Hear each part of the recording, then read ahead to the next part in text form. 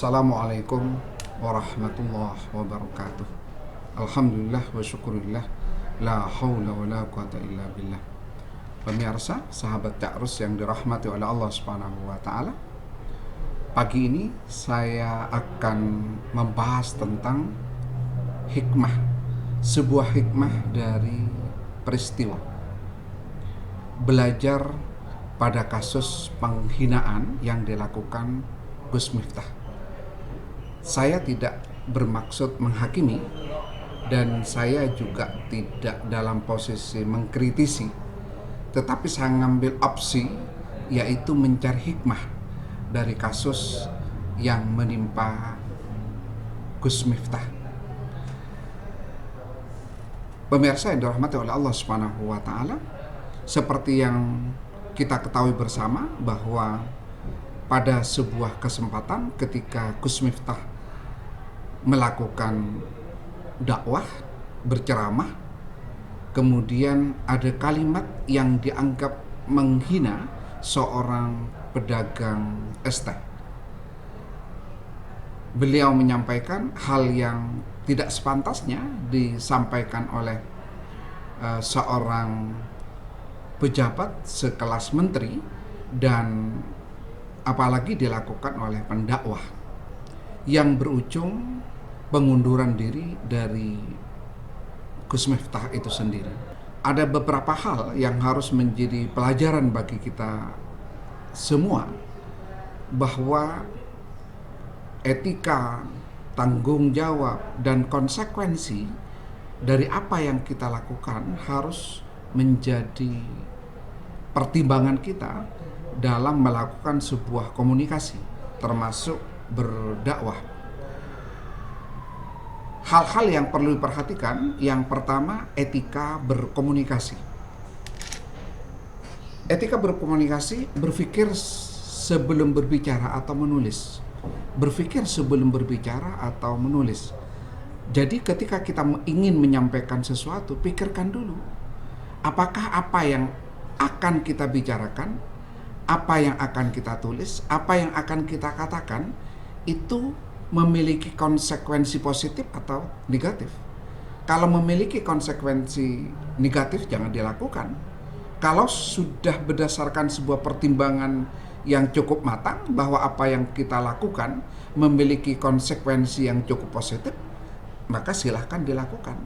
Akan tetapi tidak sedikit orang berbicara sebelum berpikir, mengatakan sesuatu sebelum berpikir. Maka orang bijak menyampaikan bahwa berpikirlah sebelum berbicara, berpikirlah sebelum menulis. Jangan berpikir setelah menulis, jangan berpikir setelah berbicara. Sebab ketika orang berbicara dulu sebelum berpikir, menulis dulu sebelum berpikir, maka orang tersebut bisa terjebak pada sebuah situasi yang ternyata apa yang disampaikannya itu memiliki konsekuensi negatif, baik kepada dirinya maupun kepada orang lain. Yang kedua, hindari ujaran kebencian. Hindari ujaran kebencian. Dalam menyampaikan sesuatu, kita harus menghindari hal-hal yang bisa dikategorikan itu adalah ujaran kebencian. Sebab ujaran kebencian itu memiliki konsekuensi yang tidak pendek, tetapi konsekuensinya panjang. Kalau orang yang merasa dari kata-katanya itu dia tersinggung, dia melaporkan, maka orang yang berbicara bisa menjadi terlapor, bisa dikenakan hukum, dan lain sebagainya. Maka hindari ujaran kebencian. Pilihlah kosakata atau diksi yang tidak mengundang unsur kebencian. Ini pelajaran bagi kita bersama, bukan hanya kepada Gus Miftah, kepada kita bersama, kepada para pejabat, kepada menteri, kepada pemimpin, kepada pendakwah, bahwa memilih diksi dan memilih kosakata yang bagus, kalimat-kalimat yang bijak, yang tidak mengandung kebencian, itu penting. Yang keempat, di mana dan kepada siapa Anda berbicara. Di mana dan kepada siapa Anda berbicara. Orang mau berbicara harus tahu dulu dia sedang berada di mana. Kalau dia berada di tempat yang kira-kira bisa vulgar berbicara, silahkan, karena dia teman bermain Anda misalnya. Anda berbicara dengan teman bermain Anda, silahkan Anda berbicara sesuai dengan apa yang terbiasa dilakukan oleh komunitas itu. Tapi tetap harus menjaga, jangan sampai menyinggung. Tapi ketika Anda berada di tempat resmi, Anda berarti harus mengikuti aturan-aturan di mana Anda berada. Misalnya tidak boleh berbicara keras, tidak boleh selengean, tidak boleh mengatakan sesuatu yang aneh-aneh, karena itu tempat resmi. Misalnya pada saat prosesi pernikahan, Anda ternyata berbicara sesuatu yang tidak ada hubungannya dengan pernikahan, maka Anda akan disoroti sebagai orang yang tidak tahu diri. Kemudian kepada siapa Anda berbicara? Orang berbicara harus tahu siapa yang dihadapi. Kalau dia ahli di bidang ekonomi dan Anda nuturi tentang ekonomi, Anda akan diketawakan. Dia seorang nelayan yang begitu sukses, Anda mengajari dia tentang bagaimana mencari ikan, Anda akan diketawakan.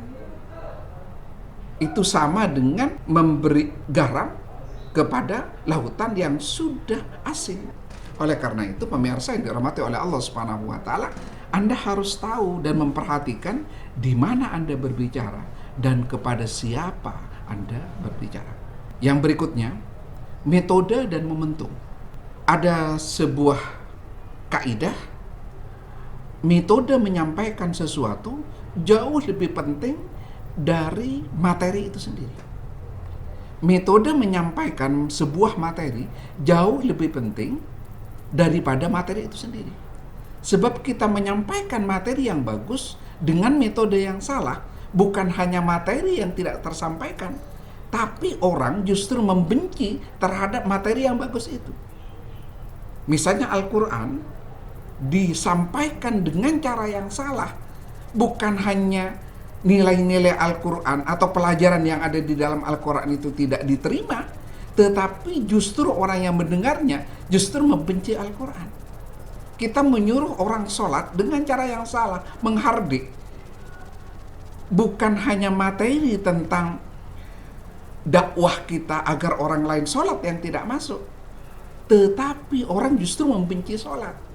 Sebab orang berpikir orang yang sholat saja bicaranya kasar, orang yang sholat saja bisa menyakiti orang lain, untuk apa aku sholat? Dan lain sebagainya. Sehingga pemirsa yang dirahmati oleh Allah Subhanahu wa taala, sangat penting menentukan metode untuk menyampaikan sesuatu. Yang terakhir, momentum. Momentum itu penting. Pada saat apa Anda berbicara? Kalau di situ waktunya tidak memungkinkan Anda berbicara lama, jangan berbicara lama. Atau pada saat Anda berbicara, orang lain sibuk, maka apa yang Anda sampaikan itu tidak akan masuk. Sebab orang sedang konsentrasi dengan kesibukannya sendiri. Termasuk misalnya khutbah Jumat. Dan Anda berada di sebuah masjid dekat pasar. Jamaahnya adalah orang-orang yang pedagang di pasar. Anda tiba-tiba khutbah Jumat 1 jam. Mereka bukan mendengar apa yang Anda sampaikan, tapi justru membenci khutbah yang Anda sampaikan. Karena Anda tidak mempertimbangkan momentum pada saat Anda melakukan sebuah komunikasi. Pelajaran yang berikutnya. Orang berbuat, menyampaikan sesuatu, menulis, ada konsekuensi hukum dan sosial. Apalagi kalau apa yang kita tulis atau apa yang kita katakan itu sudah masuk ke dunia digital. Di Indonesia, penghinaan, ujaran kebencian yang dilakukan di media sosial dapat berujung pada proses hukum berdasarkan Undang-Undang Informasi dan Transaksi Elektronik, Undang-Undang ITE. Maka sangat hati-hati, sebab jejak digital kita tidak bisa dihapus, kapanpun bisa dibaca. Ini yang menimpa Gus Miftah.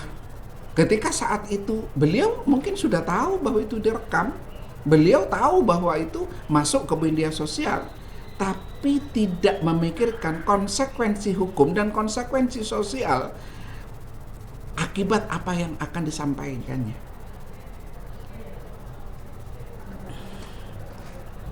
Konsekuensi sosial. Setelah dia menyampaikan sesuatu yang tidak bagus, setelah kasus penghinaan Gus Miftah terhadap pedagang es teh, setelah itu muncul dari berbagai elemen, bahkan hashtag permintaan agar Gus Miftah dipecat dari jabatannya. Ini konsekuensi sosial yang pada akhirnya karena desakan begitu kuat, maka akhirnya beliau mengundurkan diri dari jabatannya. Ini kan sangat merugikan. Mestinya beliau bisa berkarir lebih lama, bisa berbuat sesuatu yang lebih bermanfaat. Hanya karena menyampaikan sesuatu yang salah dan itu menyakiti seseorang, maka dia harus mengundurkan diri dari jabatannya sebagai pembantu presiden setingkat menteri. Pelajaran berikutnya, pentingnya kesadaran digital. Saya ulangi, pentingnya kesadaran digital. Jejak digital itu abadi. Apa yang kita tulis, apa yang kita katakan, apa yang kita unggah di media sosial dapat ditemukan kembali meskipun telah dihapus. Oleh karena itu, penting untuk berhati-hati dalam meninggalkan jejak digital. Oleh karena itu, orang yang mau berbicara, orang yang mau nulis, maka harus hati-hati. Sebab jejak digital itu tidak bisa terhapus, abadi di dalamnya. Bahkan setelah kita menghapus pun, ada orang-orang yang ahli untuk mengangkat ulang apa yang sudah kita hapus. Pengaruh media massa. Pemirsa yang dirahmati oleh Allah Subhanahu wa Ta'ala, kasus ini, penghinaan Gus Miftah terhadap pedagang es, menunjukkan bahwa media sosial bisa menjadi ruang yang sangat cepat untuk menyebarkan informasi. Bahkan 1 jam bisa seluruh penjuru Nusantara, bahkan penjuru dunia, bisa mengetahui informasi yang dilakukan dalam waktu 1-2 detik atau berapapun. Baik itu informasi baik maupun informasi buruk. Oleh karena itu, maka kita harus memiliki kesadaran penuh tentang digital. Yang berikutnya, pentingnya rekonsiliasi dan tanggung jawab. Setelah melakukan penghinaan terhadap penjual teh, setelah itu atas saran berbagai pihak, akhirnya Gus Miftah minta maaf kepada orang yang dihina. Saya ulangi, Gus Miftah meminta maaf kepada orang yang dihina. Ini sebenarnya perilaku yang positif. Cuma dalam jejak digital, masyarakat tidak percaya apa yang dilakukan oleh Gus Miftah. Gestur pada saat Gus Miftah itu minta maaf kepada penjual teh tidak meyakinkan halayak bahwa Gus Miftah saat itu sedang minta maaf. Apalagi dengan cara mengguncang-guncang orang yang dihina. Meminta maaf itu penyesalan. Penyesalan itu gesturnya bukan gestur gembira, tapi gesturnya adalah gestur sedih. Meminta ampunan, meminta maaf agar kesalahannya dimaafkan. Bukan dengan cara menggoncang-goncang seperti itu. Tidak salah kalau sekian banyak pengamat menyampaikan bahwa apa yang disampaikan Gus Miftah itu tidak tulus. Oleh karena itu, pelajarannya adalah hati-hati. Kalau Anda minta maaf, harus dari hati. Kalau Anda minta maaf, harus tulus. Karena orang tulus itu bisa dibaca oleh orang. Gestur kita akan dibaca oleh orang, apakah kita betul-betul minta maaf atau sekedar kita menggugurkan kewajiban. Kalau hanya kita menggugurkan kewajiban, apalagi itu disorot kamera dengan mengguncang-guncang orang lemah itu, seakan-akan dia akrab, lalu bagaimana mungkin orang bisa percaya terhadap apa yang dia lakukan oleh Gus Miftah?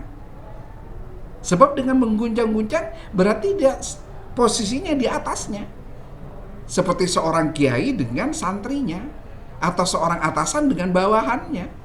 Padahal ketika orang mau minta maaf itu, orang posisinya, derajatnya aja di bawah. Dia mestinya menunduk, meminta maaf dengan cara yang sopan. Pelajarannya, mintalah maaf dengan cara yang tulus dari dalam hati. Pengunduran diri yang dilakukan oleh Gus Miftah sebenarnya bentuk tanggung jawab. Walaupun lagi-lagi banyak pengamat menyampaikan bahwa pengunduran itu atas desakan dari orang yang memiliki otoritas yang mengharuskan dirinya untuk mengundurkan diri. Akan tetapi secara umum, pengunduran ini harus menjadi budaya. Pemimpin yang melakukan sebuah kesalahan, maka seharusnya memang mengundurkan diri.